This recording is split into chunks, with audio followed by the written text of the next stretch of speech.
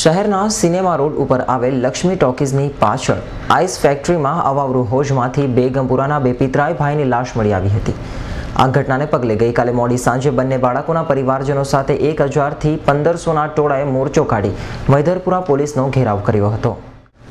2 દિવસ પહેલા cinema road પાસેથી શંકાસ્પદ હાલતમાં મળી આવેલી બે બાળકોની લાશને પગલે મૈધરપુરા પોલીસની બહાર લોકોના ટોળાએ ચક્કાજામ કરી દીધું હતું।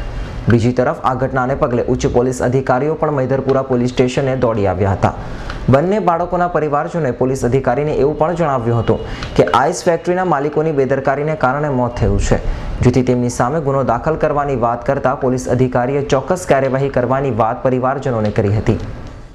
આ લોકો રજૂઆત એવી હતી કે જે ટોકીઝની પાછળના ભાગમાં જે આઈસ ફેક્ટરીના હોજની અંદર જે છોકરાઓ ડૂબીને મરી ગયા છે એ હોજના માલિક અને આઈસ ફેક્ટરીના જે સંચાલકો છે એને તાત્કાલિક પકડીને અટક પકડીને પૂરી દો।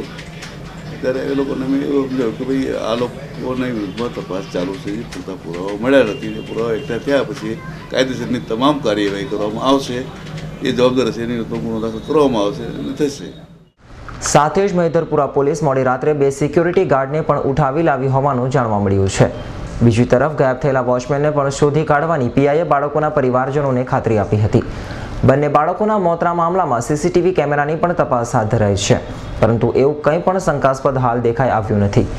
સાથે જ આજુબાજુની દુકાનવાળા તથા સ્થાનિકોની પણ પૂછપરછ પોલીસ દ્વારા હાથ ધરવામાં આવી હતી।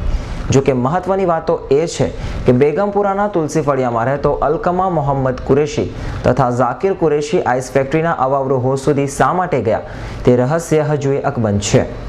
Bureau report S9 news, Surat.